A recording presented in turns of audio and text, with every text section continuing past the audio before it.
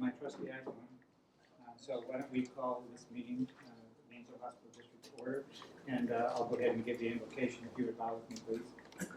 Father, we come before you tonight, and we thank you for the many blessings that you continue to pour on us, and we thank you for the rain you've given us. And Lord, I pray that you would just be with us tonight as we conduct business. May it be from our hearts. And Lord, I pray that you would give us a spirit of unity. I pray, Father, that we are able to make the decisions that are the best for consideration for the people of this district, for our staff, for our doctors, and Lord, mostly of all for our patients. So we just kind of invoke that from you right now. We pray in Christ's name. Amen. Community, we have no community input, so we'll go right into recognition of outgoing board members. I would like, we have, Robbie is not here tonight. He's going to be here because it conflicts with the NCTC, but just we want to let you know that Robbie's been here since 2012, and so he served pretty faithfully in the board and chose not to run any longer and been replaced by Brenda here, and he served as a couple years as president. I don't think he served more than that, but I'm not sure of all the time on there, but we will have something made for him. That's what's usual for the outgoing board members, and we'll get that out to him. With that, let's go to the oath of office for the new members. I guess we got I'm going to place Joel over there.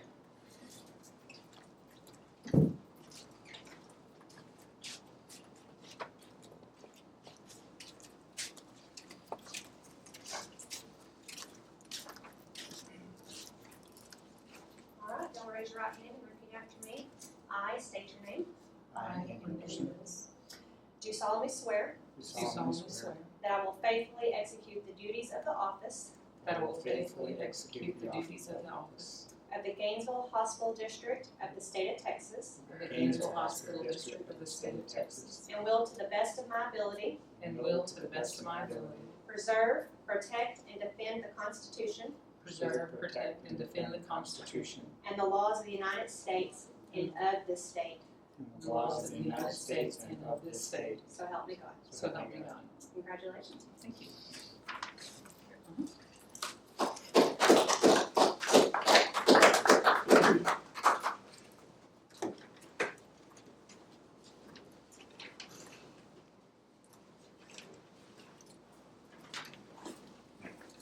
Okay.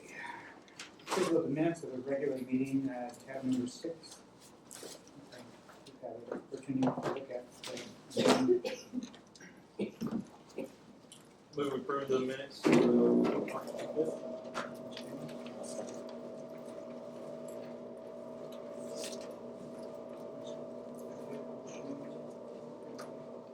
Any discussion? All in favor, say aye. Opposed, same. Approval of this minutes as a special call meeting of April 22nd, tab 7. A motion to approve the minutes. Do I have a second? I'll second. Second. And any further discussion? All in favor of approving those minutes, say aye. And opposed, same sign. And approval of the minutes of the special call meeting of May 9th, which is tab 8. This is the election. A motion to approve. Emily, through? Second? Second. Okay. Any further discussion? All in favor of putting those minutes, say aye. Opposed, same sign. And March and April financial report. Joe, please.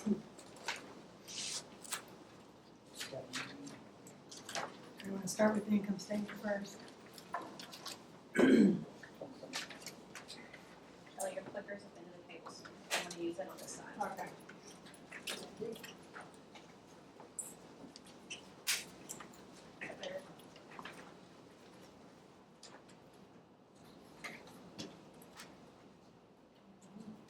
Should we do it? Okay, so I'm not taking this. Oh, there you go. What did you do? Turned it on. Okay, that helps. Okay, so up here you can see for the month of March and April, of course, we've done the accrual based on what we estimate the 1/12 of the tax revenue to be next year. The reason that's a little bit different is we have delinquent taxes that come each month of around 4,000, 3,000 to 4,000, so that's why those numbers are a little different. And then other revenue, of course, is the 50,000 that the hospital's paying for their rent, and also what you guys make at Lake Iowa, which is the 5,925 a month. The additional in March for the 66 is you guys had a insurance, THEI insurance surplus, and that money came back to us and it got booked up here.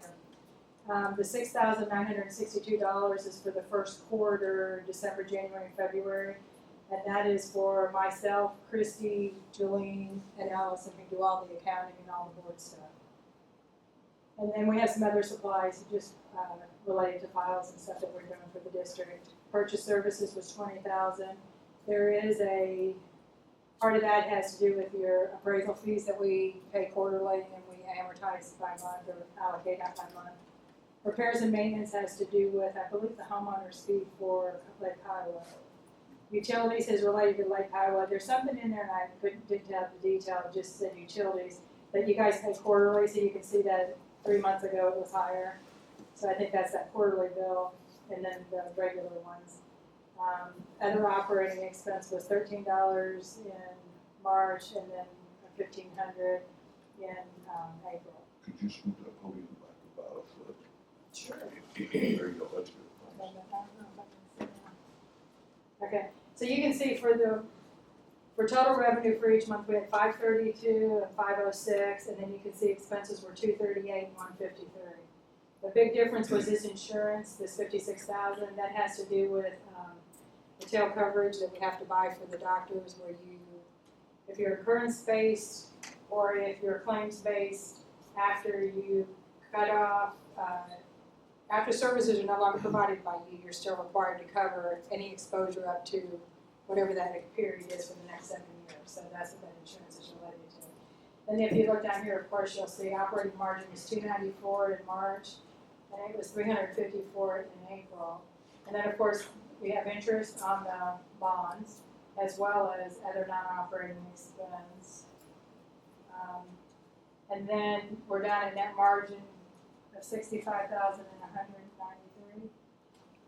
It's really hard to read from this side, sorry.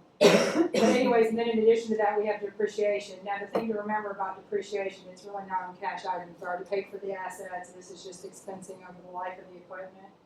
And then, of course, in order to go from net margin to earnings before interest, depreciation, and amortization, we add back the depreciation and the interest expense. So from an EBITDA standpoint, you had $372,000 of income in March, and you had $498 in April. Is there any questions on that? All good, 2 good months. Moving the right way. Not gonna make a difference in the, 1,372 and 498. And part of that is there are some expenses, and we'll talk about this later, and some cash stuff that I'll share with you. There's some things in the first couple of months that have to do with audit adjustments that are in the financials, and there's also cash items that are one-time occurring. So like when you did the bond debt refinancing and you had to pay $1.2 million, that's a one-time thing that's showing up in previous months, but you won't have ongoing in months going forward. Christy, if you want to go back up to the top, we'll look at cash. The one thing I want to point out to here, I know this is, right now you guys have $5.4 million in what we call unrestricted cash. That's in your operating fund. And then down here in restricted cash, which is your M&O and your INS, you have $4,352,000. So you can see between those two, you're at over $9 million in the bank.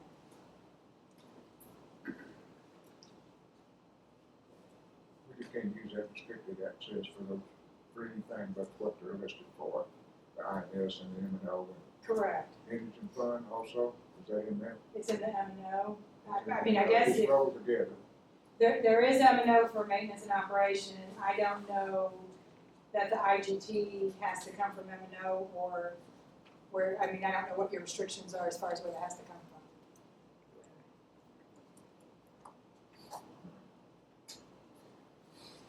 from. Any questions on that? Well, it'd be good if that was, itemized maintenance and operation and interest and super instead of having them combined together.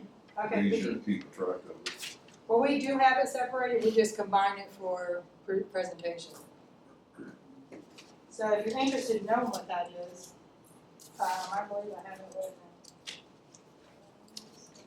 me. Are you're gonna show that on when we do the workshop part? Yes, Oh, okay. Yeah, Um, yeah, we will go through that. But I did have it, It used to be nice every time we do this every month, if you have it listed separate, it'd be easier to keep track of what. We can do that. When I print it, I'll just expand it, because you can see that these are kind of like summaries, and you'll say that this is a control. We can break it open so you can see it. So just for the cash and restricted. Okay. Any other questions?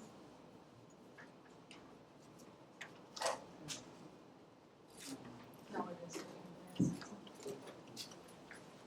March and April, motion to approve that report. I'll make a motion. Shane, second. I'll second. Any further discussion on the financial report? I will add that we're gonna have quite an in-depth for you on just a little bit later, a breakdown of the financials, so you can see much more, but this is just for the financial report itself. So, if no further discussion, all in favor of approving the financial report for March and April, say aye. And opposed, same sign. Hospital board report, Emily, do you have anything to report? Well, we met last Wednesday, I believe, and we went through the financials and the quality report. No issues, everything seems to be going well. Jeff, want to add anything? I think kind of went through the budget, budgeting pretty good profit for the upcoming fiscal year for the hospital district. That's very encouraging to see, so. For the hospital.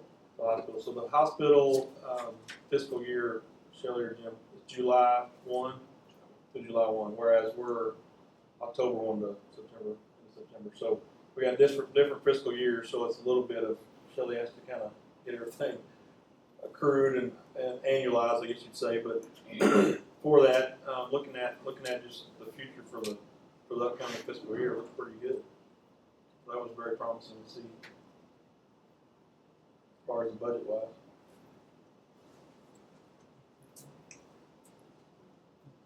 Okay, no approval needed on the board report. Discussion items, we have a presentation from Wildcat Creek Wind Farm. Might add that there will be no voting on that tonight. It's just that, are the people here? So they're not here? Wildcat Creek, you're not here? Okay. Well, I had a chance. We're not gonna go over it if they're not here. It's in your board packet. It's under tab 11, but you can look at it, but if they're not here to present it, then So their presentation says July 20th is the day. It's another one. Perhaps. We can put that. So let's go into the budget workshop for fiscal year 2019. Who wants We're not gonna discuss the wind farm? wind farm. Well, Not here. we'd rather have them present it. Let's have them present it, and it's nothing. The question is, what's it doing on the agenda? Why It's is a it on the presentation agenda? only. Yeah, the So presentation. they were gonna present, and then it was gonna be brought back in your July meeting for consideration of the tax, as a possible tax abatement. Yeah, we're nothing to vote on. Nothing to vote. But you said discussion, it doesn't say action item, it says discussion item. Right, it was supposed to be a discussion for them. You can have a discussion. I don't know if I'd like a discussion without them being here to present it. Yeah, it'll be nice if they was here. Yeah, I come prepared tonight to talk with them about it. yeah, and they're Yeah, not here. they're probably gonna come back next meeting, Yeah, That's July, I know it. Yeah. But if they come back then, and a lot of mad people in here. cause I had a statement myself, and I'm gonna just wait till they're here so they can hear. yeah, we need to hear what they gotta say. Maybe so, we got some mad people in here. Well, we don't need to approve it, but let's wait to hear No, from them. we're gonna be voting to approve it, some of you guys are gonna be voting to approve it, so. You don't know that. Well, let's put it this way, let's hope we don't approve it. Well, let's, I'm for one to wait to hear from people. Yeah. Let's go into the budget workshop, and who wants to lead off that? I'll get it started, and then I'll Okay. turn it over to Shelley, because she's much smarter than I am, but I got some framework to get started with at least. One of the things that was posed to me from a question perspective, I wanted to try to address. So I'm going to speak to this document you should have in front of you first. If you want to pull it up, you're welcome to pull it up as well, but this is the document I'm going to start the discussion. All right? And the purpose of this document was, the question was, we started the lease on December 1, and the question was, the relationship that we're in, is it burning through our cash? Are we spending more cash than we have, and are we eventually just going to be out of cash? So I wanted people to have a sense of where the cash was on December 1, where it was with the most completed financials, and I want to walk through that so you can understand where it's at. So the top of this section shows you your total cash on December 1, the beginning of our lease. It has your operating cash of $7,531,000, has your restricted cash of $2,135,000, so a total of $9,667,000 in total cash as of December 1 when we started the lease project. At the end of April, your operating cash has gone down to $5.482, which is a reduction of $2,049,000. Your restricted cash has gone up to $4,352,000, which is an increase of $2,002,000. Add those two together, you went from $9,667,000 to $9,834,000. So your cash position has actually gone up a little bit from December 1 through April 31st. Now, up in the top section where you look at the operating cash, and it's gone down from the $7,500,000 to the $5,400,000, so the reduction of $2,049,000. I wanted you to be able to see where that came from. And that is what this next section is. And what I wanted you to see also is many of these expenses in this category are one-time expenses. They're not reoccurring expenses. They're things that you had to take a hit for based off of a variety of reasons, and I'll probably let Shelley speak to the details of them, but I wanted you to see what they are. First off, the way we structured the transaction to move forward, we knew that there was going to be the potential for negative cash flow as you transition to a change of ownership. You have to go through and build through new organizations. So we built a structure for the ability to to access up to $3 million to address any negative cash flow needs.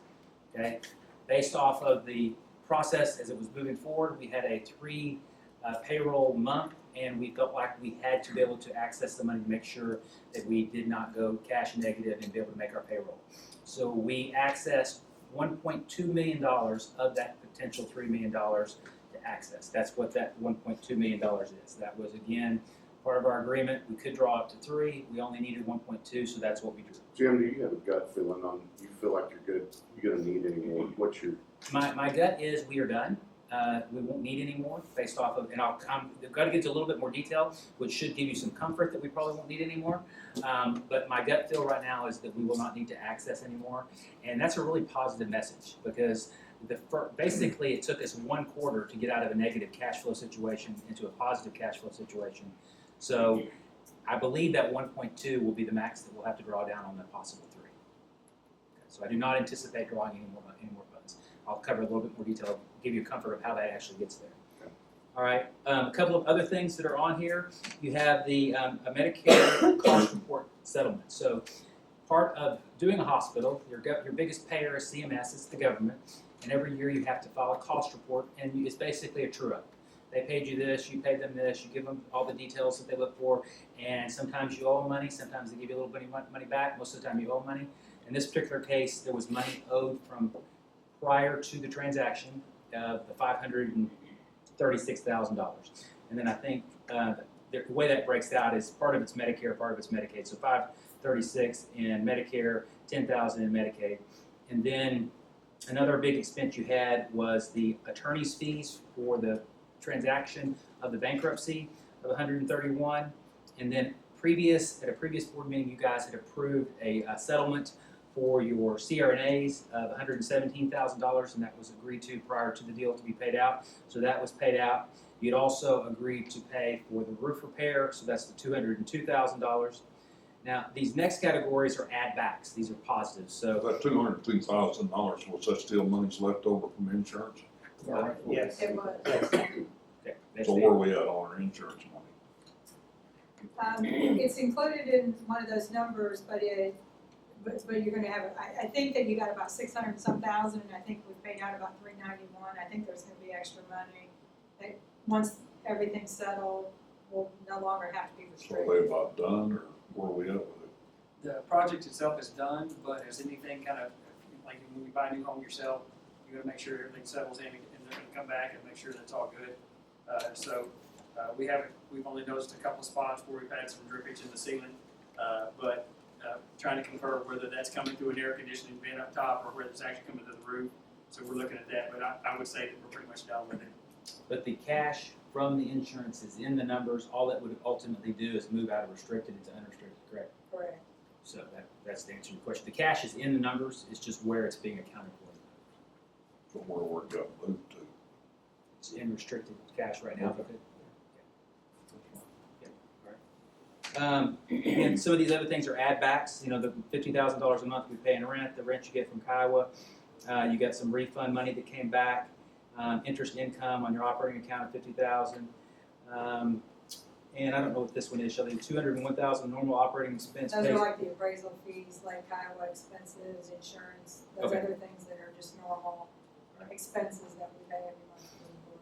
So again, your cash has gone up from December 30th through April 30th by $160,000. In the operating cash, non-restricted operating cash, it's gone down by $2 million. This is where the $2 million went down from, line item by line item, so you can understand where it went. And you'll see out to the side these things that say one-time items. So they're not recurring expenses, but they are expenses, so you can understand where the money went. All right? On Medicare and Medicaid, are we actually paying them off for you guys, or are we still? You would not be responsible going No, forward unless we- there's another cost report, I think. There is a cost report Okay, for October and November we're working on right now, and if there's a liability, that would be yours, and if there's a receivable, that would also be yours. So there's a two month period. Now, again, this is not good math, but you know, that was a full year on the previous one. So you've got a 2 month stub period that you're gonna have to do a cost report on. You could get money back. You could owe money, but that you're seeing the number that you paid for the previous cost report settlement. So there's a 2 month stub period that still has to be settled out. All right, the next category of cash is the restricted cash, and that's gone up. The majority of the reason that that's gone up is in this next section below the second yellow line, and that is because you collected taxes of $4,745,000. So that's the big add back, and then you look at the takeaways, the $1,003,000 that's been funded on the hospital's behalf for IGT, your payment on your bond interest due to refinancing of $1,200,000. You had a positive add back for refund on bond expenses, and you had a positive add back for interest income on your restricted cash as well. So this one's not a complete tie. You see the number up there is $2,216,000, and we tied it down to $2,176,000. We can get you to the absolute detail, but what I'd ask her to do is give me the big categories so you can get a sense of where your cash changed and why it changed. But from a cash flow perspective, your cash is a little bit better than it was. You had some one-time items of expense. You had some infusion with your tax money, but that gives you a sense of where your cash was and where it is and what caused that. And then I'll get into some more detail on the next page if there's not any more questions on this one. Very helpful, thank you. Any other questions on that? If not, I'm going to go into the next. See the new CFO? Well, when I personally get asked a question, I do my best to personally answer it, and I was asked. So, all right, this one again looks like this in front of you. You may have a hard time. I wouldn't be able to see it up there, so that's why we have a handout. So this one I want to walk through, and I want to talk about the IGT funding.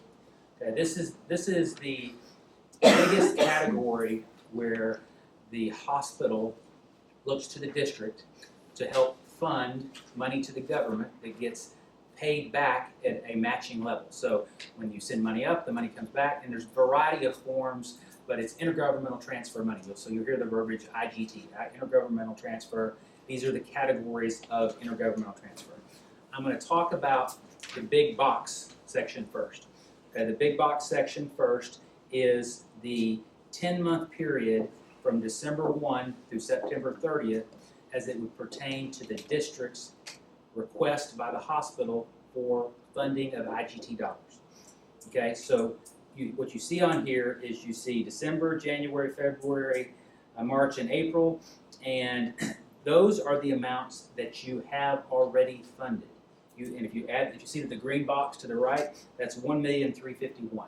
So you have already funded the $1,351,000 for so far this year, and you could go back to that cash document I showed you and see that's where that cash would come away.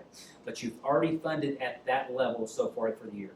For the remainder of this fiscal year for the district, you still have May, June, July, August, and September funding needs. Those funding needs are spelled out here by month: May, June, July, August, September. There's nothing in August. And that shows the remaining IGT request for funding for this fiscal year for the district of $2,070,752. Okay? So from now until the end of your fiscal year, there's going to be a request that there's an additional $2,752,000 in IGT funding.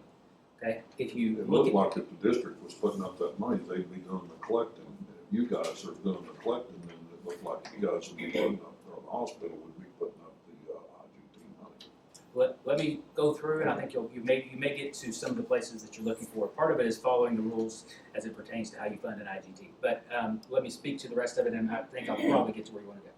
So if you look at what has been funded for IGT needs and what is needed to be funded for IGT needs for the remainder of the fiscal year and what you've already funded, that totals $4,104,000. Okay, that's on the page, and it shows you $4,104,000 would be the total amount funded in the fiscal year from December 1 through the end of September, funded by the district on the hospital's behalf of $4,104,000. So when you say, just to make sure we got a new board member here too, so IGT is intergovernmental transfer. So the district sends the cash up, cash comes back from the government at a 1.6 multiple or something. 2.3 multiple. Okay. So it's free money Yes. to run the You hospital. send them $1, and they send you how much back? 2.3 times. $2. I just didn't hear. Yeah, 2.3. So. So- It goes out another place, but it's like 2.3. And it has to come from It us. has to come from the Has to hospital come from a district to fund it. government. It has to come from an approved source. Right. A hospital district is an approved source. And this is something we've always done as long as this program has been. I'm not trying to jump your answer, but there's components of it that are yes, and there's components of it that are no. If you throw out acronyms, kind of explain them just a little bit, so everybody's on the same page. All right, is there any other explanation so far where I've gone so far? Okay, so to the left of this box on the top is where we believe that the revenue or the income is coming from for the district to have the ability to fund this $4.1 million, okay? And again, it's under the same methodology from when we started the transaction in December through the end of September, all right? I was under the impression that $50,000 a month was for rent, as it says, Yes, sir, it is for rent. but $4 million of it is going back. Okay, I'll circle back and try to answer all of the questions right now. I just want to make sure everybody has all the components of the transaction, and then we can talk about what you believe the needs of those dollars are. But at the end of the day, we're talking about taxes raised for healthcare services in the community, and all of those dollars are going for that purpose. There's nothing other than that purpose, other than servicing debt that's already in place. But so if you look for that 10-month period, so December 1 through the end of September, that's $50,000 a month for 10 months. So that would produce $500,000 in rent that will go toward the district, okay? The other piece is again, this is startup. We anticipated startup. We anticipated the potential to even have negative cash flow needs up to $3 million, but we only actually ended up having negative cash flow needs up to $1.2 million. So that's a very favorable thing. we anticipated having some time necessary to get us into a positive cash flow situation. So there was not a EBITDA distribution for the first quarter that fell into this period. But we do anticipate by when we get to June that we will be able to do an EBITDA distribution based off of our goal of the first $2.5 million of EBITDA goes back to the district. So 1/4 of $2.5 million, 1/4 of $2.5 million is $625,000. So we anticipate paying the district $625,000 in June based off of positive EBITDA production. All right? In the month of September, okay, there's a very large IGT that's being funded, which is going to return a very large payment back. So we anticipate being able to pay out the full amount short of the $2.5 million in September. Okay, so with what we pay in June, the $625,000, that would leave $1,875,000 to be paid out in the month of September when that money is funded. All right, so that gives you a total of $2.5 million that we know should be there by the end of September in EBITDA contribution back to the district. It gives you $500,000 in rent. Okay, so now you're at $3 million. And the other piece of this is the conversations in the past have been around the historical level of funding by the hospital for the money going up is a $1.1 million number. So that's what that $1.1 million number is. Now, this is where I was trying to dance around and try to make sure I answer your question correctly. You didn't always put up $4 million. Okay, you would put up the 1.1 equivalency. The other came out of hospital operations. Okay, it still is in this model. It's just it goes in one, comes out the other, which gives you the money. So if I didn't want to answer you where it didn't make complete sense. It has to do with what actually is getting there. So the money that's available based off of December 1st through September 30th of your fiscal year as a district should be around $4.1 million. Okay, and then the anticipated need is $4,104,000. So we're talking about basically at a break-even number for this first year. That is ahead of expectations. It's a positive thing. We anticipated it to probably have a deficit number for the first year, but what we have put together here shows you, in my opinion, conservatively shows you that the dollars available to come back to the district in addition to the money that you historically would have put up, the 1.1, will be sufficient to meet the IGT needs of the hospital to fully maximize the benefit of sending money up and getting back 2 times multiple for the remainder of your fiscal year. You said conservative. This is Very conservative. I would say very conservative. And the reason I say very conservative is I anticipate that you have a couple of components to this. The way our deal is structured is it's a December 1 through a December 1.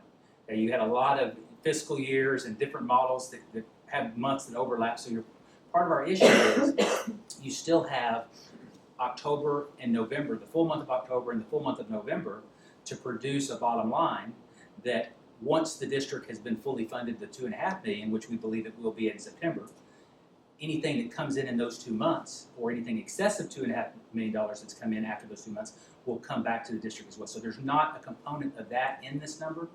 So it will be better than this, I mean, almost certainly. But again, everything associated with this is around government funding programs. And all of these government programs, they change. They change on a regular basis. The government, I mean, as this was changing as of today when we were talking, we would have a number that we put in for saying we thought we were going to put this amount up. Well, when it came back, the number had been tweaked based off of how the program has been adjusted. So, it changes on us. When I show you the next year, the number is different. Okay? It's not an exact science. I'm giving you, and what I always try to give you is conservative numbers on what we think would give you the most conservative approach to plan for the dollars needed. And this, in my opinion, is the most conservative. And what I'm trying to show you here, which goes back to Jeff's question and why I'm having this conversation right now, is under this model, we're not burning the district's cash by funding IGT. What you're doing for this first year through the end of this fiscal year through September 30th, conservatively, you're unfavorable by $4,000. I'm almost certain that's going to go away. It'll turn to positive. But as it stands, just using the $2.5 million number, that's where you would get in year one. I wanna go to year 2, which would be October 1 through September 30th of next year, but I wanna make sure if there's any question on this first one. No, that's good, that's what we wanted to see was the flow. Yeah. That's Did good. you guys know this before y'all voted for that lease? What part, Jimmy? What he's going over tonight, this, Yes. Yes. Yeah, that's what we voted for with the IGT, that's why that's why the attorneys had us do the 2.5 million back, was to pay for the IGT disbursement. To basically do what we had been doing, which was the 2.5 and then the 1.1, to get us to where we were not having to burn through the cash of the district, so.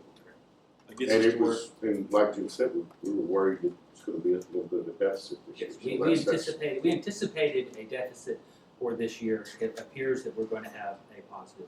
Right now, conservatively, it's a $4,000 deficit. You know, that's basically break even, but I anticipate by the full, when you add October and November numbers to this with the split, because that'll be the point where you'll be above the 2.5. I can tell you the budget for October and November combined is $200,000. That's as the budget is drafted today.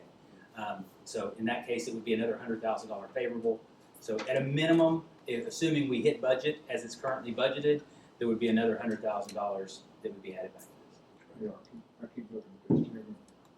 I keep seeing M&O and interest and sinking in there, which builds up our cash flow, which is our restricted accounts right there. What do you predict our cash flow balance will be at the end of this year? Well, that's a totally different conversation. So Well, I'm asking, though, that's, I'm not. You pointing out the CFO comment. I don't have enough knowledge in my head to answer that question. I could turn to Shelley, but I don't even know that she could tell you an exact prediction. No, because I think Well, in August you're gonna be here's the deal, this is the first time I heard this.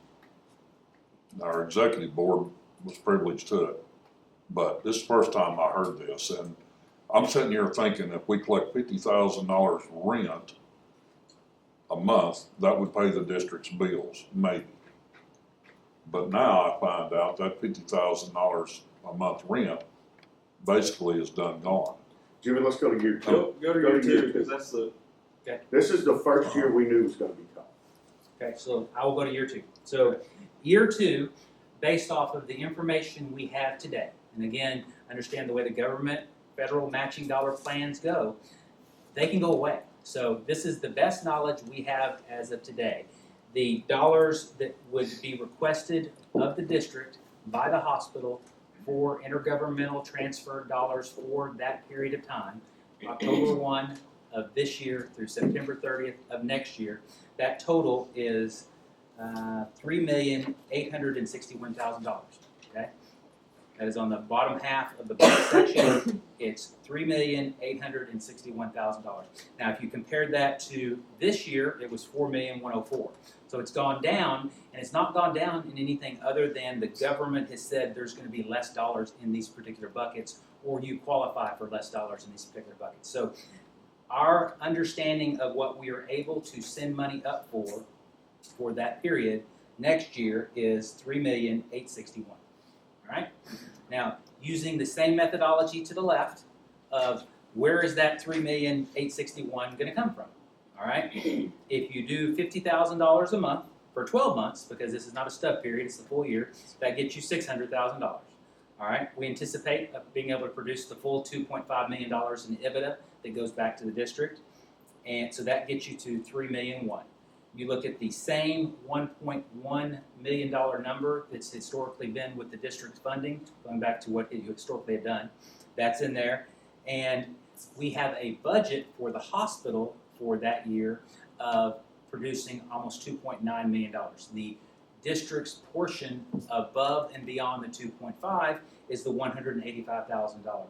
I put the add back here in this year where I didn't in the previous year because we don't have a true number that year. This year we have a true number as budgeted, so I gave you the add back here as it's currently budgeted. Again, I think that's a conservative budget, but that would produce a dollars created to fund the intergovernmental transfer funds of $4,385,000. The anticipated need is $3,861,000. So next year we believe that there is a positive number, positive contribution back to the district of $523,000. And if you outperform your 2.9, If you outperform the 290, it just gets better. 50% of all those dollars go back to us. Correct, yes. So again, you feel like this is very conservative. I want to put things in front of you that I feel comfortable we'll be able to achieve, and that's what I'm putting in front of you. I believe we comfortably should be able to achieve these numbers. If we aren't for some reason, it's going to be because the government has come in and said, we're not gonna do DSRIP. And I don't know what that acronym stands for, I would tell you. It's one of the plans. There's uncompensated care funding. There's all kinds of components to the intergovernmental transfer. So the only reason these things should not be achievable is if we don't get the government funding that we anticipate getting based off of what they've told us so far. All right, so, yes, sir. Question. Why are we doing IGT and not GCH? Well, one, you have to have a approved vehicle to do that, okay? So, the hospital couldn't just send it up on their behalf, it's not legal. The district has to send that money up. There are other vehicles by how you can do that. There's a lot of complicated ways to do it, but the money to get matched from the government has to come from an approved source, and a hospital district is an approved source. An independent hospital is not. I feel like a shell being here. I- You know what I mean? I- We have to put up the IGT to get this money back. It shouldn't, to me, the hospital district shouldn't even be putting anything up. We should be sitting here worried about our taxpayers and all this. You guys ought to be funding this. Yeah, we can't. I mean, they can't. Hey, I'm telling you what I have in my mind. I'm not interrupting you, don't interrupt me, please.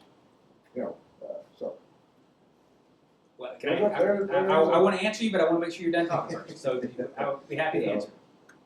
Is it okay? I understand there's a roadway, Well, we're following. Well, let me answer it when you're ready, but I don't want to interrupt you. Go ahead. So here, and this goes back to a comment you made earlier, and I want to try to address it.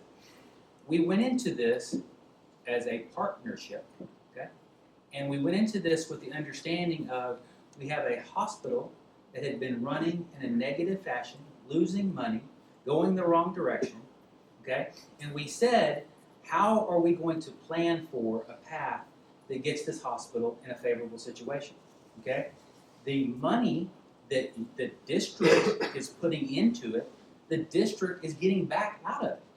It's so the conversation is around the tax dollars that are coming in are to provide health care for this community. Well, you've got tax dollars that are coming in. Part of those tax dollars you have to service debt with.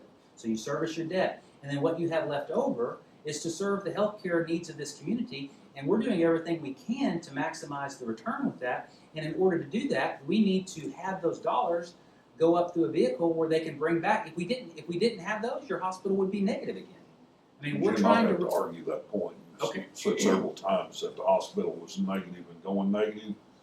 And when I first got on this board 2 years ago, they had borrowed, previous to me getting here, $3.2 million from Texas or United Healthcare. And they have went up and up and up. And you can look at our bank account, look at the cash. And it was up to like 9 million before we got started with this lease, the best I can recall. And it's 9 million today. Huh? And it's 9 million today. I'm talking about cash in our operating fund. I'm not talking about interest and sinking restricted accounts. I'm talking about in our operating All right. fund. In October, September last year, it was like $9 million. So that's to say that we were losing money going backwards till y'all come in, y'all was the savior. No, actually, United Healthcare, TMC, was the one was getting the management with them guys, the ones getting it turned around. Okay. So it wasn't just going backwards. Okay. We Well, were actually gaining. all I was trying to speak to is the hospital went bankrupt. They and- went and the bankrupt prior hospital's- to United The Healthcare. hospital's most recent completed financials were a negative number. For an audited year, you were negative. So, But we're still gonna make 519,000 for 19 and 20. well, That's what we're looking at. I can't speak to it from the way you look at it. What I can speak to is the dollars that are going to be generated from the model deal that we have in place are going to have excess dollars in place next year above and beyond what is being funded. And those dollars are going to, one of the things we have done since we've been here is we gave employees raises that they haven't had in years. We gave employees better health care When was benefits. that done? After we got here, I could have to ask them guys to give you an We haven't exact. done it yet, but it's. It's not across the board. Across the board. We've done some. Because I know some employees are telling me they never got a raise.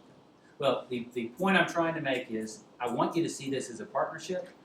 The partnership is structured in a way that what the organization makes comes back to the district to help serve the needs of the community, and it's a cycle. You have to feed the cycle, but it comes back to you. I mean, that's the piece that I want to make sure people are hearing. This comes back to you. That 519 down there a minute ago, when you read that the first time, Yes, if you're looking at a different figure, I could swear you said 5,023,000 or something. 523,000 is the amount of excess next year. So where are you getting that number? It is the money on the left, which is 600,000 in rent. It's $2.5 million in EBITDA production. So 600,000 plus the 2.5 million EBITDA production is 3.1, plus the 1.1 million in IMO, plus $185,000, which is 50% of the amount budgeted for excess of 2.5 million, which would produce 4,385,000, and the difference between that and the 3,861,000 is the 523,000. Okay, there's your number. So that's the second year, and then the 519 is the total between the first and the Okay, second. I just was thinking that 519 is what I was looking at, and you said 523, and it's like, okay, something's different. Your first year is a $4,358 negative. My So- question's answered, you got it in yellow, I just didn't see the yellow. No problem.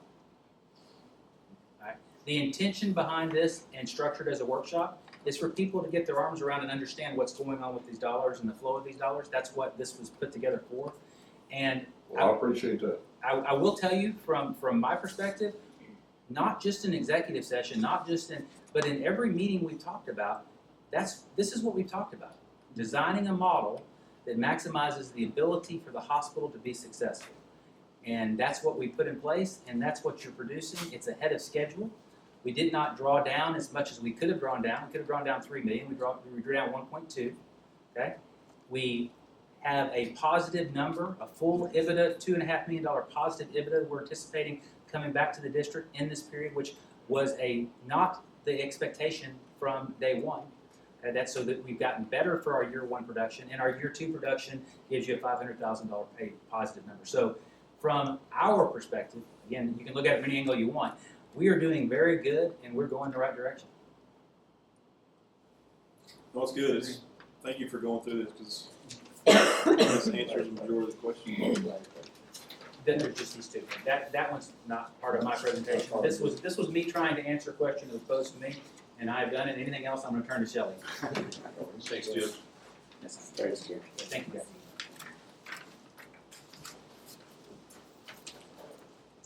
So what we tried to do in here was give you a picture so you could see where we're at. We put in the actual for December through April. And then for May, June, July, August, and September, we've tried to drop in the numbers from the other schedules that show when you can expect cash from the hospital and when the IGTs go out. So if you look at line 30, I think that's the income as we expect it to come from the hospital. Can you hide maybe the first 3-4 months that are actual, because that might make it so we can see, not the total, because we're gonna wanna see the totals. Just do December through, don't do, you took my year-to-date away. Yes. That's what I was saying. No.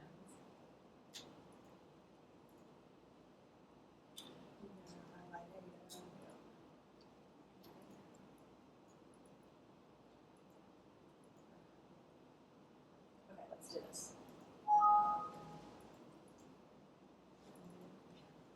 Yeah. I didn't think about it. Okay, hide December through, let's say, March.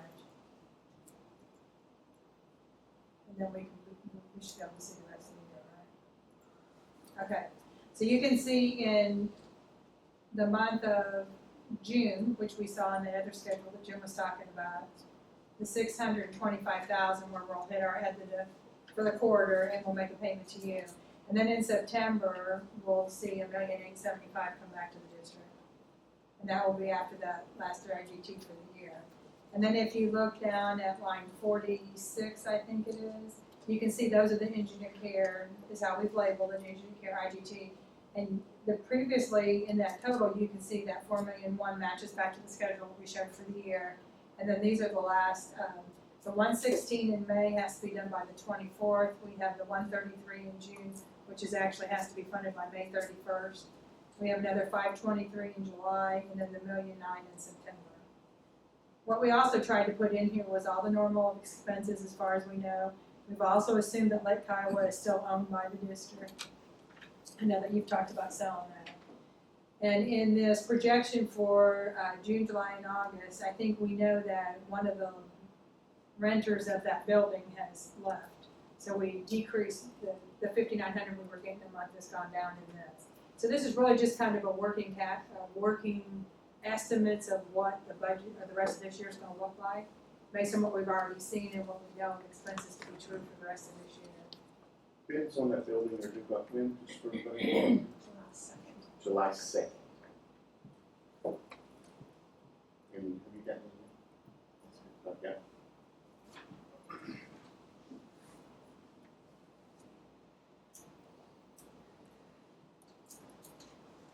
Let's take a look at that, RST, that line that's black, got the black borders on it, 116, 126, 133.0494, 523.733, and 1980. Those are funds that the district would be required to fund for the IGT that will get a return to continue to keep moving. So I want you to know that, because one of the questions we're gonna make is when these IGT requests come in, like the one for May here, 116, that just came in today, and they want to be paid like in a couple of days. We have to have a mechanism, and we're gonna come to you and ask for that vote, that we can disperse those things, because we'll never be able to get them associated with a board meeting to come and approve each one individually. That's why we put them in the budget for when those come in. I don't think they would ever come above that number, but they may come below it, is that correct? That's correct. The 116 was originally estimated at 165, and then due to what the pool size is, how many people are contributing, that number went down to 116. How come we're jumping to 523 up there? I'm sorry? How come we're jumping up to over $500,000? Those last are- month? Those are the different kinds, if you would, you remember on the one thing where you got it in here that it's UC, these are acronyms for things that are reimbursement issues to pay the hospitals in Texas.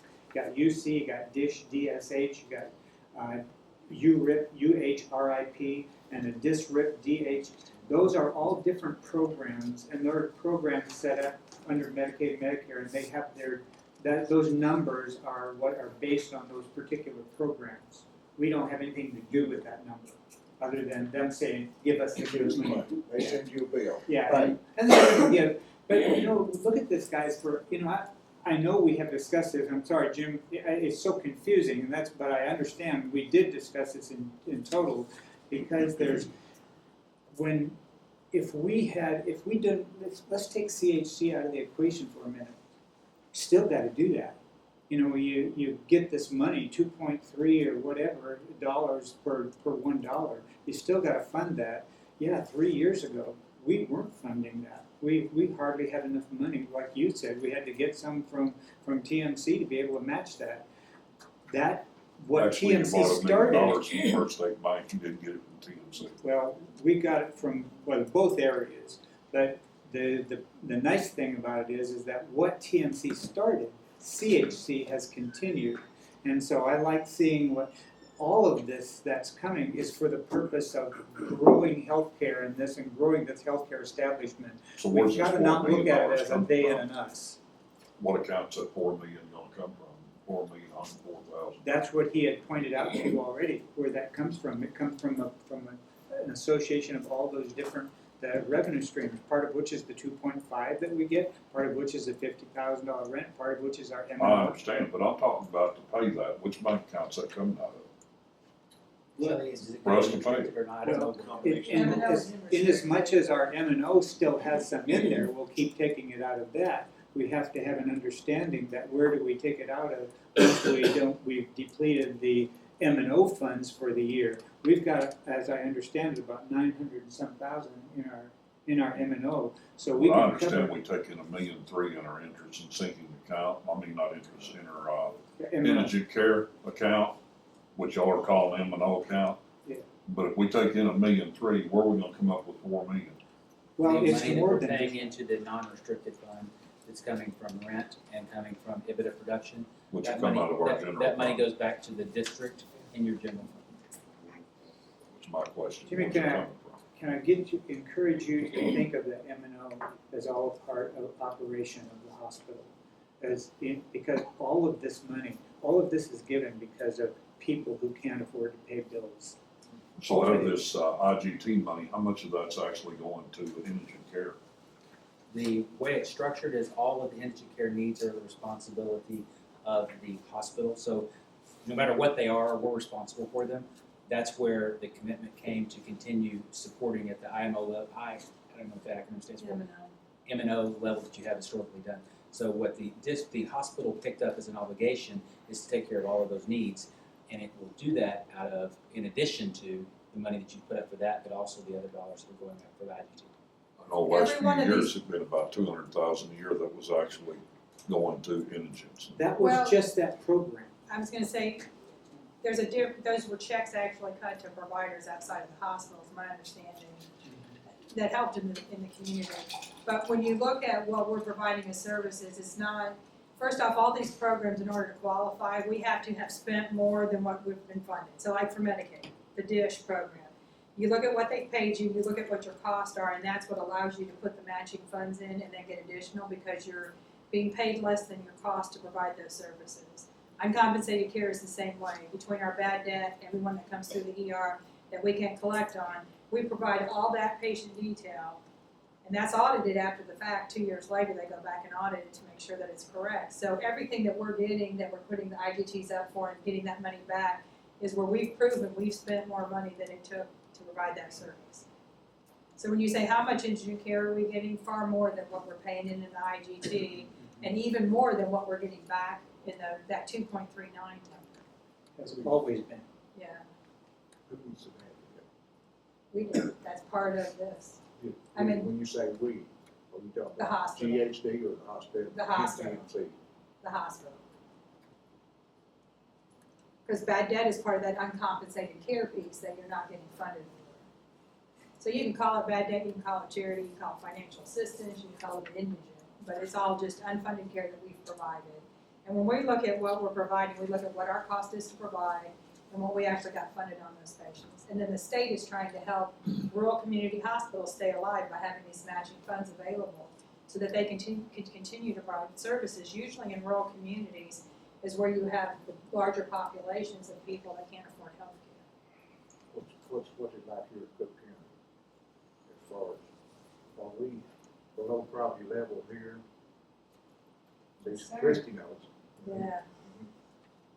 Well, and I think our program is even more rich, I want to say.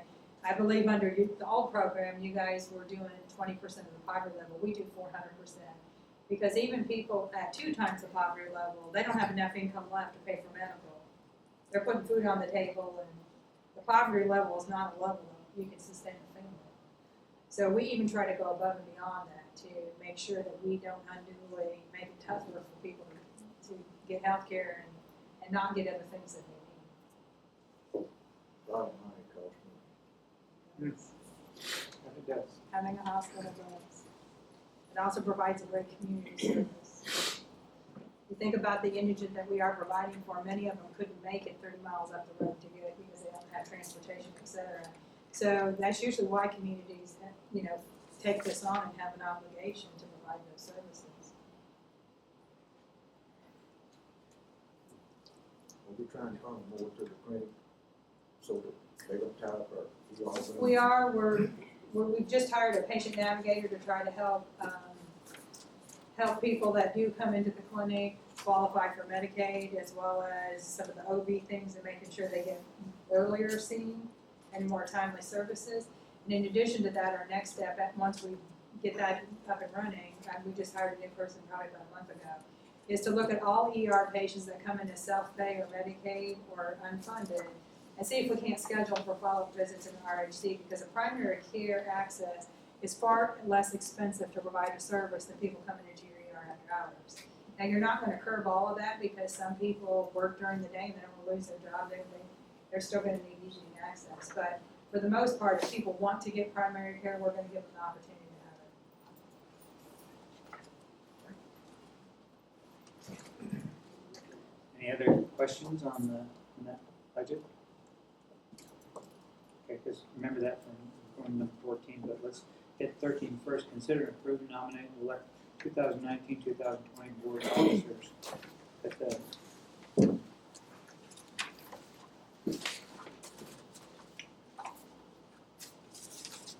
can do it any way you want to, one at a time, all three. I nominate Andy to stay president. I think you dove in and up here a lot and a lot of this administration portion, so I want to nominate Andy for president role. I appreciate all the time you spent up here. And thanks for having me debate. I'll second that. Motion and second, discussion. Motion to approve the office of the president,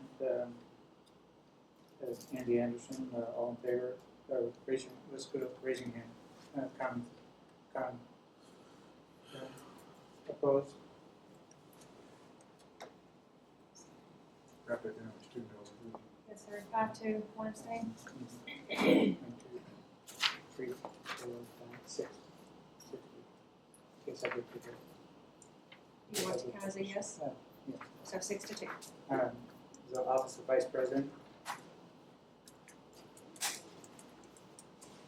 I'll make this easy. I'll make a motion that we keep the same executive committee we've had for continuity and continuance. I think we're on the positive track. You guys, all three of you, put in a lot of work and time, which we appreciate, understanding the finances. And it's a complicated business. And I know Shane and Jeff, you two, really put in a lot of time to get caught up to speed on the finances and understanding the business. I appreciate that. I think we ought to keep rolling forward, going positive, keep the momentum. I'll second that. And I'll get to second. So, I do appreciate, I mean, this has been, and especially doing the separation of the facility from the district. We have a very able-bodied person right here to give. She's got a lot of knowledge about what goes on with the district, but it still takes someone.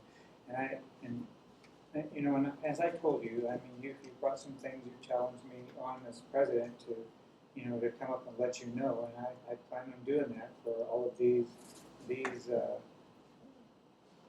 outlays that we give out for the IGT funds. But we have a motion and a second for the vice president and secretary being Shane and Jeff. Any other discussion? All in favor, say aye. Aye. And opposed?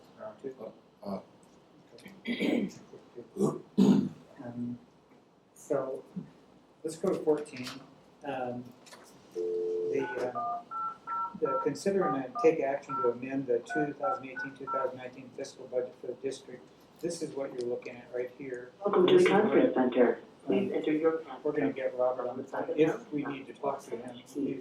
He's available tonight. But reflecting the lease of hospital operations, the fiscal budget, the one thing that I wanted to bring up for here is because we have these needs that go out on the UC funding, and they're really quick calls. I've got you want to read this? This is from Kevin. Kevin suggested one if you want to read it from there.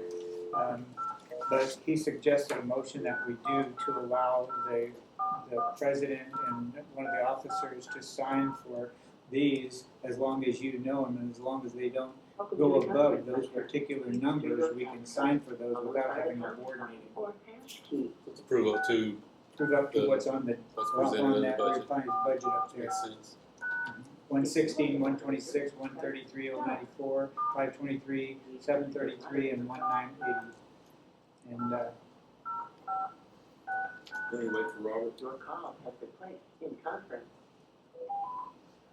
Robert, are you there? Mr. still here. hi, Robert. We're on number 14 of the agenda. We're considering to take action to amend the 2018-2019 fiscal budget. The only thing that action or to approve that budget, the amended budget with that, but also to add a second one that I got from Kevin, but we're gonna have that read here. And I want, if there's any discussion, I want you to be able to address that discussion, okay? Sure. Jeff? Motion the budget to be amended to authorize the payment of IGT amounts not to exceed those shown on the budget workshop 5/2019 and the budget revision of fiscal year 18 with the understanding that those may be made as they become due, approval of the board president and one other member with no further action needed from the board. That's the motion. Do we have a second? I'll say. Okay, discussion. We're only amending that tentative compare one, the one before it. All of this up here is really the amended budget for the rest of this fiscal year. It's a projection as best that Shelley could put it together with what we've been, we're so new into this because it's, less than 6 months now, and it's really, hard to find out, but as much as she can, she's got pretty much a good projection of what they're gonna be, and especially though, in terms of what we have yet to pay out, or what are the things we have to pay out, like we just talked about, those UC funds. What's the payout over what we did? What's the payout over what we did budget total? What are we looking to raise the budget to? Well, we're not raising the, are we? Change it. Yeah, are we raising the budget there? It's not Well, raising. the budget was with the hospital, Yeah. so I don't know how you, It's what kind of say, our what first was the one. budget? It's a change, because we don't have the, this is so totally different than what we started with in October. So we're, But all these IGTs were budgeted in, we Yes. would have funded them from the hospital. Yeah. How much money can, September when we did this budget, is what I'm asking you. I don't know the answer Don't- to that. I'd have to go pull what's them. the question? What I was the said, what was the budget? total number we budgeted in September for 18-19? And now are we For increasing it? Huh? For IGT or overall budget? Overall, what are we increasing it roughly? Well, you can go back and see. We always took the IGT out of operations, and that's due, and so it always came out of operations, always did, with the exception of I one. understand that. Question is, what's the dollar amount? That's all I'm interested in. That we're going to increase this. $4 million? Okay. How much money is our executive board able to spend without board approval? Well, that's what, we've Period. got another item on that, zoning.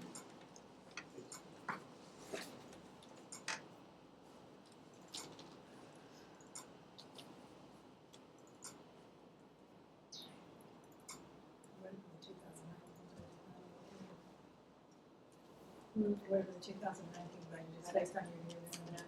Oh, okay.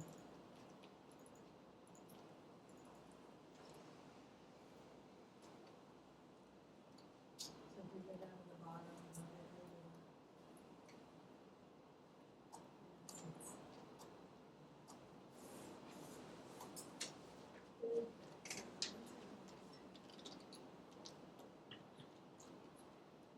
I see just proportional share of that 2 million, that's what comes back in, they probably don't know.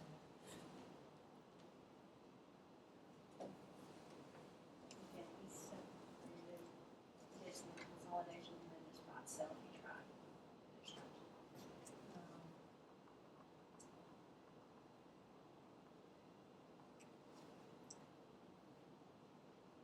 So, it's interesting, so he didn't even look at Argentina. I think Oh, he he did, split it's out right his there. hand. Is that it?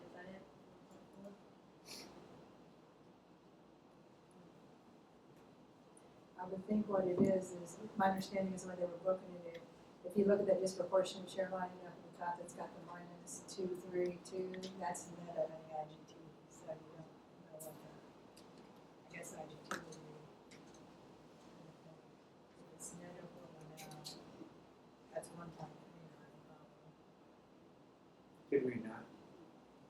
budget because we didn't know the numbers. I'm not sure. I think what they were doing is they had the IGTs, but I'm not sure, one, if you were in all the same programs that we have you in. Oh. Because you said you didn't fund everything, so there may have been programs they didn't participate in. But that 2,324,000, I think, is the net after the IGT went out, let's say, at $1 million, and then it came back at 3,300,000. And so that's the 3,300,000 minus the $1 million that we said. So they did a net, which is not really how you're supposed to do it. So that's what it looks like, because I don't see what would have gone out of it. I thought when you was in the red, you was in the hole.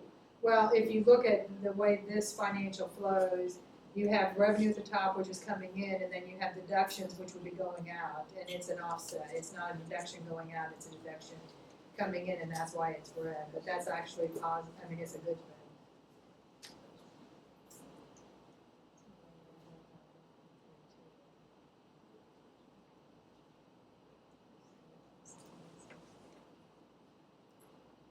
So we don't have a number, it's what we really need to go up here. Yeah. I don't think so. I don't know, who we on the same program? Does this have to be approved tonight, Amy?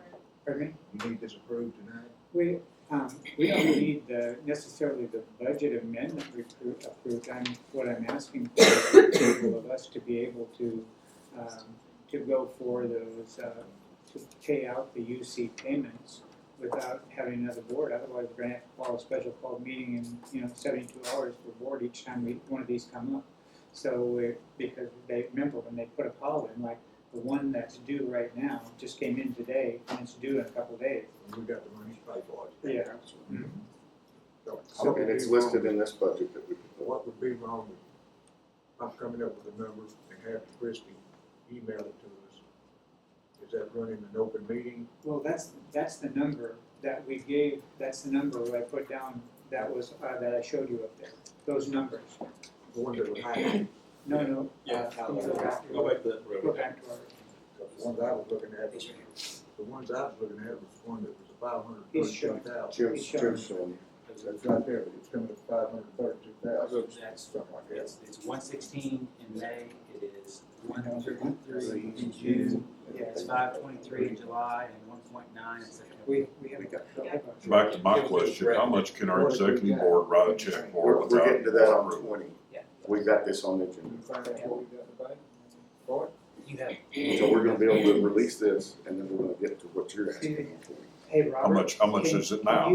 Can you Where we help at the now? board out in terms of, these When the AC UC broke, funds we'll get that to we it are at 20, putting we'll out talk to it all. here, they are they're not a, kind of like a request from us. Yeah, they are. We could basically say no, but we're cutting off our cutting off our heads if we try to do that. But what this is, these are really requirements to be paid out so that we can get these UC funds done, correct? Yeah, correct. I mean, so basically it's, the state will put out, I guess, what the IGT amounts are that a governmental entity can, I guess, transfer. And then once the governmental entity, such as the hospital district, makes that transfer, then the UC payments are paid to the hospital. So it's not really a decision on our part to say, oh, should we spend this much, rather than if we don't spend it, we don't get in return. Yeah, correct. I mean, nothing in the documents with the hospital district and Gainesville Community Hospital require the parties to IGT, because you can't actually require the parties to IGT, because that would be an issue with the rules. But under the agreement, we agree to support them and do that. So.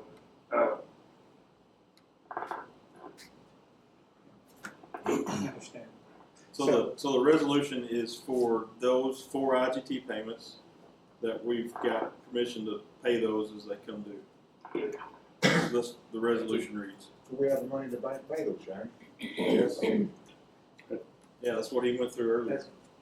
That's coming out of. Which account they coming out of? I've gone through this. So We'll finish the M&O off, and then Right. it'll be in general, and we'll have money coming in also on top of that. Mr. Chairman, can I give you some feedback real quick? Please. For the rest of the year, the amount of those 4 is $2,752,000. So what you have a motion and a second for on the table is to be able to fund those when they come due.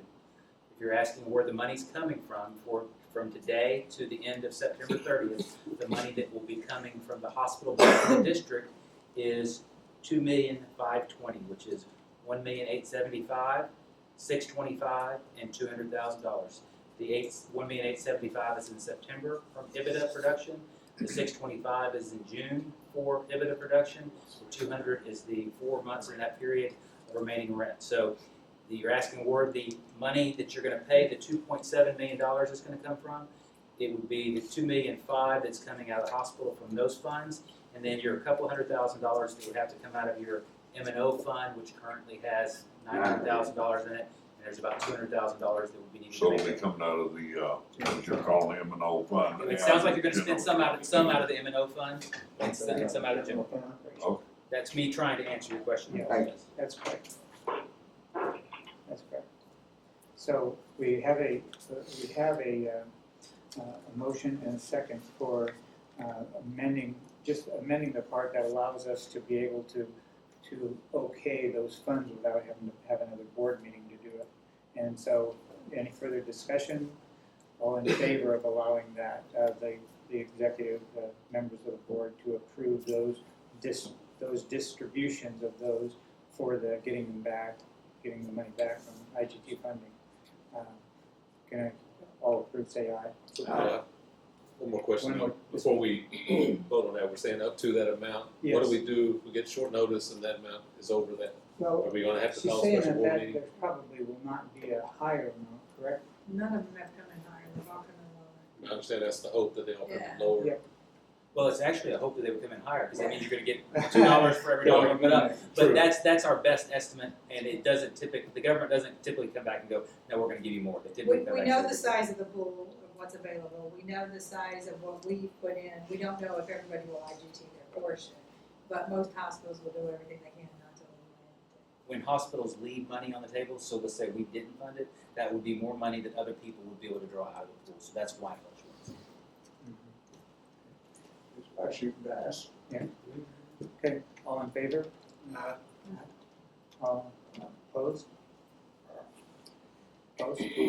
I'm gonna say go ahead, but it's gotta be done, I mean, Well, good. You're betting I on, just- you're betting money is just like rolling the dice, you're betting that money's gonna come to us, Jimmy. Well, you Well, know that, you can sure bet one thing. here's the deal. If we don't put it we out don't there, wanna come after Jim, he says it's coming. It's 8-1 report. Okay, As long as we're breaking even, that's fine.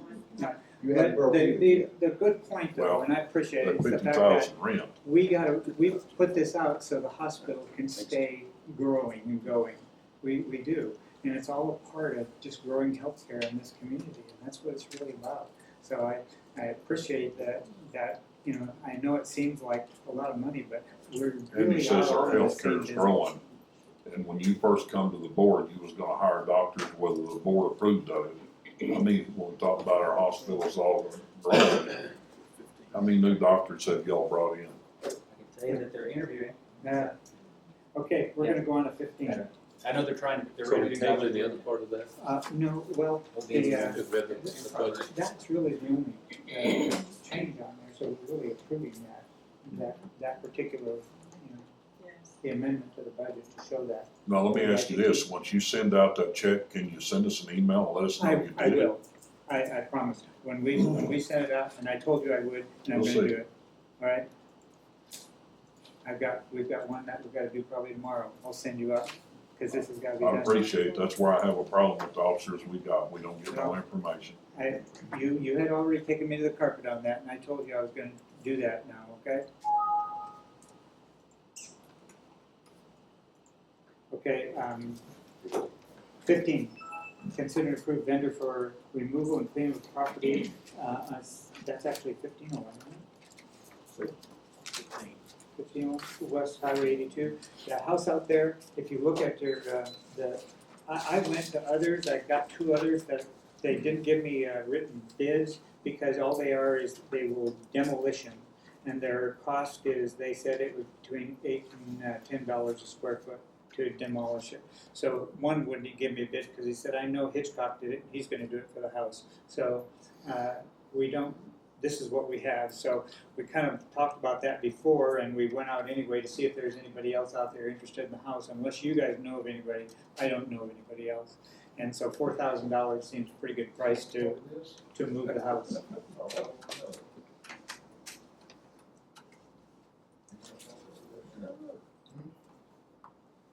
I got a man sat behind me who wants part of this, because when I put this, when I asked the board to do this, I wanted $0 coming from this district to remove that house.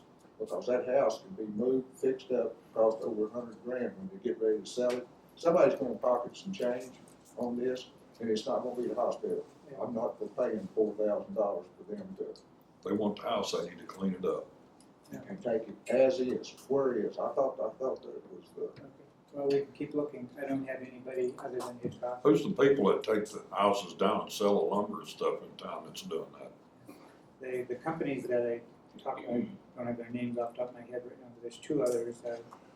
BJ, I think, is one or something like that. Jimmy Dye, they like those older ones with They the won't- hardwood, They will only take them down, demolish them. the ones that the city's working I heard Rod Tyler say he was interested in this.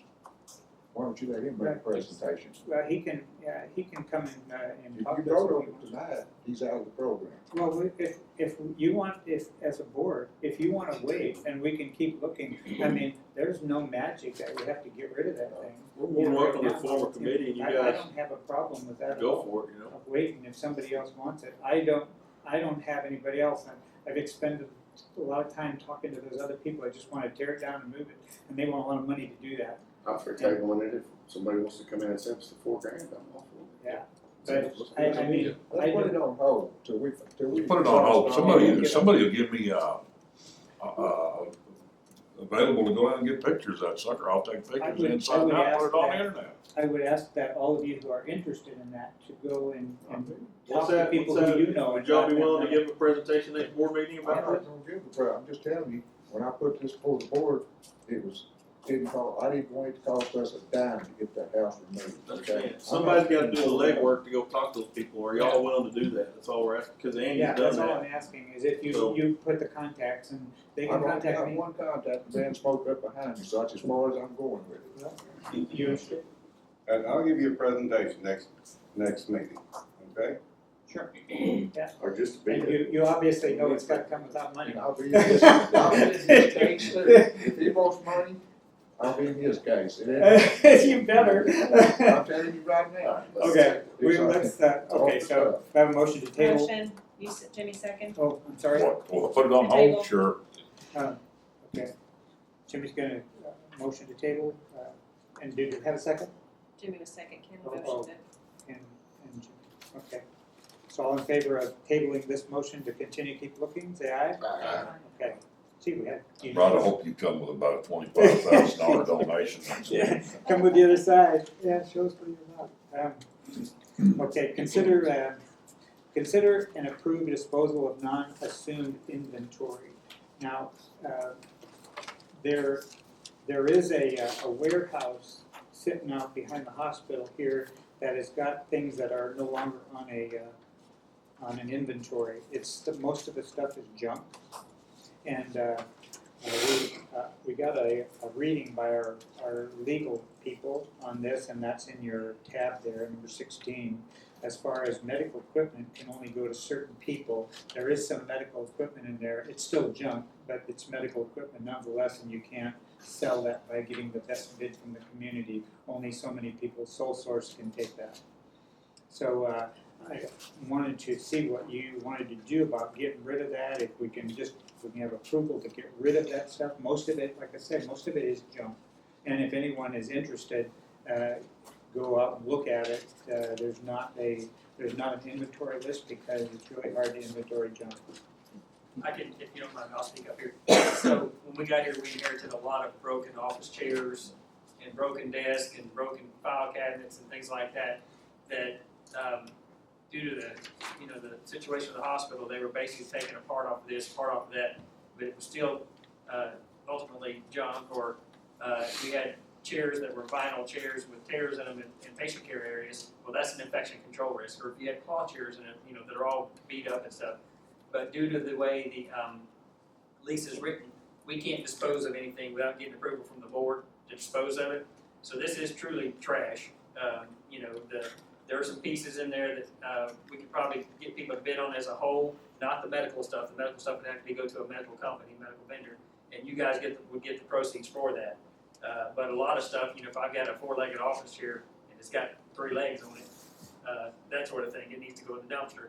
But what I wanted to do is, and I guess Andy, if that's what we're talking about, was give you an inventory. We're throwing away, you know, 15 unusable, unrepairable office chairs or something like that. There's different auction companies like online. Renee Bates, I know like our fire department has sold stuff, and I mean, the county here sells, the city, everybody sells. Renee Bates is kind of a big deal, and they come in and, you know, lot it up, sell it, whatever, online.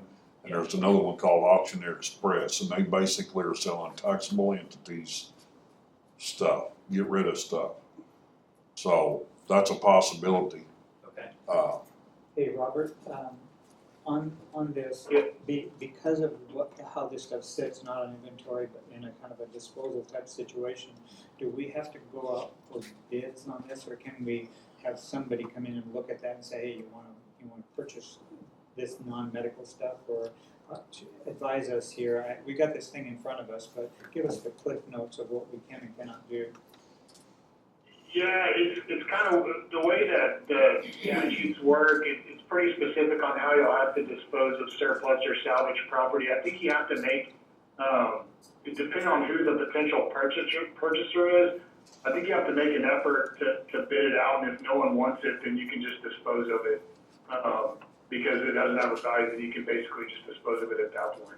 Well, that'd be right, since it's owned by a taxable entity. And then the medical. I mean, is there any way that someone could like go out to that warehouse and walk around and decide, you know, basically have an auction? You know, like a day where you come out there and kind of auction it off at that point, because that would probably be okay. I think it'd be best, I mean, you could do that, but for, by individual piece, or just kind of, okay, here's the lot. And that would. Yeah, By lot would be much better. Obviously, I would go through there and take out anything that you think you might actually be able to get something for. And then if not, maybe you just have kind of an auction, and then, you know, if it truly is a bunch of junk that has no value nobody wants, then at that point you can just dispose of it. There is a company here that does estates, and I can't think of what the name is off the top of my head. We still have to bid on that. Yeah, Durham.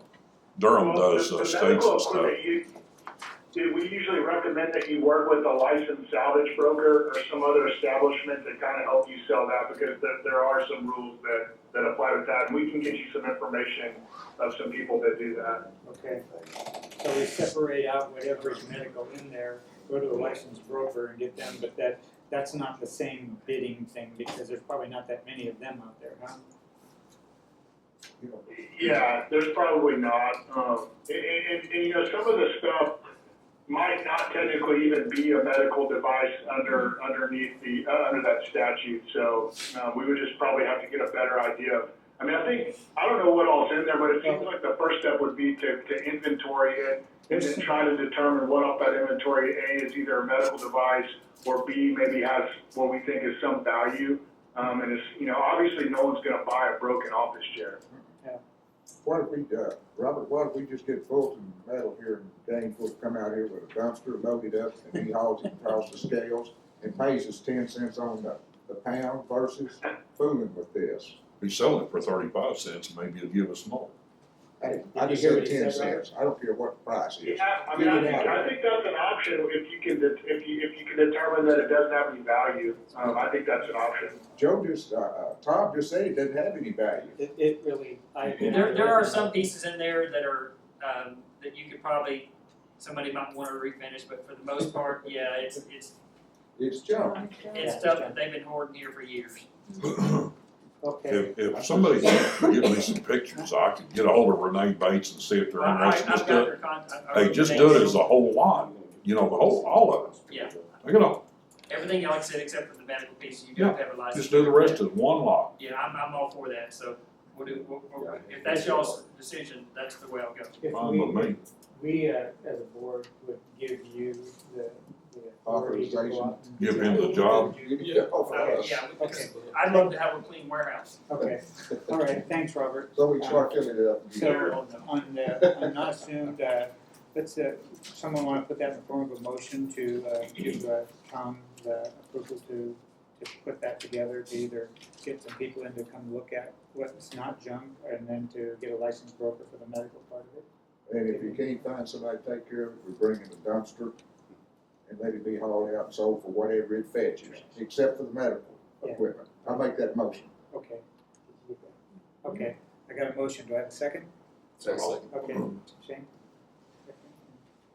Any further discussion? All in favor of that motion? It's a Yeah, long one. You got it, Tom, thank you very much for doing Love that you too. now. Consider and approve insurance and risk advisory services with Health Share for 2019-2022. That is on tab 17. Christie, tell us about this. Okay, you're gonna get a reduction in consultant fees due to the insurance that we carry. Does not cover your physicians, doesn't cover the entire practice, because according to the lease, they had to cover us underneath certain things as additional insurers. So your cost last year per quarter was $38,500. Your cost per quarter that they're, per year that they're doing now is $7,500. So this contract will continue from June 1st, 2019 through June 1st, 2022. So what do we exactly get for that You're $7,000? still having to cover your DNO. You're still having partial coverage for everything that is not under the lease. So your Lake Kiowa location. So you can have reduction if you got rid of your Lake Kiowa location as well. And this is the one here. Correct. Anything that was not covered underneath the Is lease, and then your DNO and Is it, this is not the table, this is not professional coverage? No. This one, no. okay. Consider and approve the insurance risk advisory services for health share. Do I have a motion for that? I'll make a motion to approve. Second.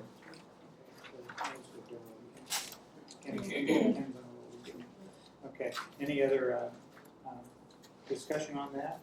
All in favor of that, say aye. And opposed to that, same sign. Consider and approve resolution closing the trust account, flexible spending account, medical staff account, and transferring funds to the operating account. There are several accounts before we can actually go out and do the bids for the banking, which you had expressed interest in doing and we're going to do. But there's some things to clean up, and these are just some of the accounts that we have over at First State. And Christie can tell us more about those accounts, but she has a desire to close some of them that really have little or no money in them. So your flexible spending account, according to the lease agreement, the employees had until March 31st to submit all expenditures for that flexible spending account, and those have been submitted, so your account balance had a positive of $9,000 in there. Your trust account was from the close of the retirement plan, so now that all that has been finalized, that is a positive to y'all for $5,600. Your medical staff account, which is now the responsibility of the hospital, had a small balance of $149. So we're just asking that these three accounts be closed and the funds moved over to our operating account. So that way we're limiting, when I go out for the bids for y'all's bank accounts, that we're limited to, 4 accounts instead of 8 accounts. And that's, yes. That trust account is all the employees that we could find, been notified, or is that just money that had nothing to do with somebody's account? Can't answer that for sure, Ken. My understanding is that we had to pay premiums every month, so it was an estimated. This is what was left over after what was due to the company. Sort of like an IT in there, you got a little money there, and estimate it. Okay. Do we have a motion for that? Make a motion, we approve the resolution to close the trust account, flexible spending account, and medical staff account, and transfer those funds to operating accounts presented. Second. Any further discussion? All in favor, say aye. Aye. Opposed, same sign. Okay, consider and take action regarding filming and distribution board meetings. Who asked for that to be on? I think, I wanna keep this gentleman. I don't know what it's on there for, honestly, I don't. You sent it in an email prior to our special called board meeting. For distribution, then I asked where it was all going, maybe something in that, I don't remember. No, that's exactly what you put. Consider and take action regarding filming and distribution of board meetings. So if you want. Then I'll make the motion, we keep this gentleman. No action taken. Well, I think what it was, Christie, if you remember, we were trying to figure out at that time, where exactly is this getting put or being used? Where can anybody find it? Does anybody even know where it's at? And then we resolve that, because y'all now know where that's at, right? And you know, you showed us where it's at. Okay. But, you know, John Q. Public out here, he might have a hell of a time finding them videos, cause I know I'm not real slick on computers, but, No, couldn't find it. It's only on our on website. our website. You wanna explain how to get to it? So that way it's on that video, if somebody did happen to find it, maybe by then they done found it, I I didn't know I guess. put that on the It's agenda. under our public notices, and it'll say Gainesville Hospital District Board Meetings. Mhm. You click on that, and it's a link, and it takes you to the YouTube page, and it has every meeting Yeah, you recorded. showed us how to do that at the last meeting. I didn't know I requested it on the agenda. You got to the website though, right? No, I know where the website's at, yes. Christie showed us how to get there. Mhm. How long were those things? I just wondered, does it show how many views they are on them I have it videos? until our storage Is space anybody runs even out, looking and at 'em? Start removing, so How long will it run? that I can't answer. That'd be a until our question for YouTube you, storage Dresser. policy is. No idea how many views this, I think there's a counter maybe on that YouTube. well, that's what I'm asking, there ought to be, is there anybody There even is no looking at it? action necessary on this, you're withdrawing the. Okay. Okay, so consider an approved resolution for expenditure authorization. This is the one where you brought up. What does the executive board have the authority? We run into some issues because we don't have a quote administrator like we had the CEO always, where like people need air conditioning fixed, or they need the lawn mowed, or things like that on things we still have. And we don't have really any kind of a resolution as to what is the authority of the board members or the executive team or whoever, somebody to be able to make decisions so we can get things done like that, the everyday expenditures. So we, I don't really care what that number is. I think it would be just beneficial, and I would like to propose that we have the action it can say where we have Christie have some of the, we can give her approval maybe up to $1,000 or something like that to be able to go to get things done that need to be fixed, or maybe $5,000 for the executive team. It's up to, I don't care. It's just that we need to get some things sometime before board meetings that is a small expenditure, and we can always bring that to the board afterwards on what we are spending, but we just need to have a means by which we do that because we don't have a CEO anymore. We got a call for, Masco's AC went down.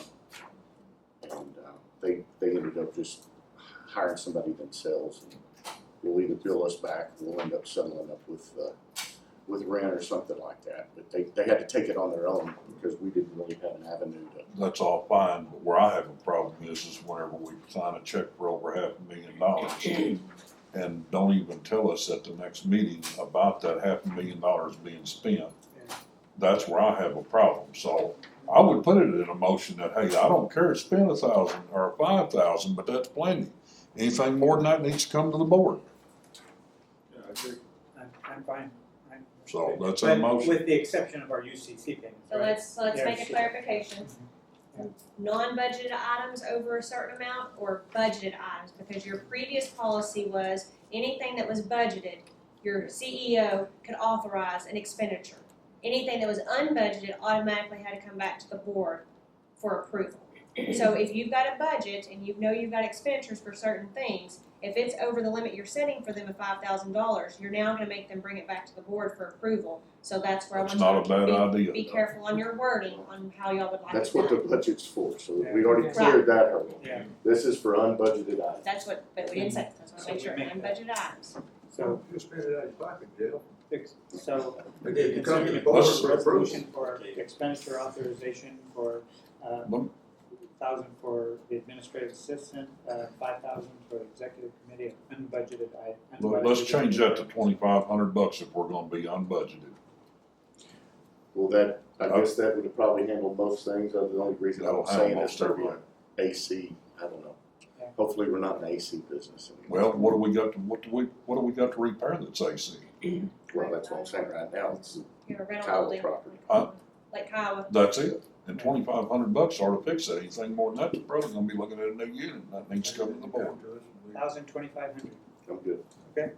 So that's what the recommendation, that, do I have a motion to approve that? Jimmy, Jimmy, okay, second? Uh. Any further discussion? And all in favor say aye. Aye. Okay, guess what? One thing Randy, about, did we do?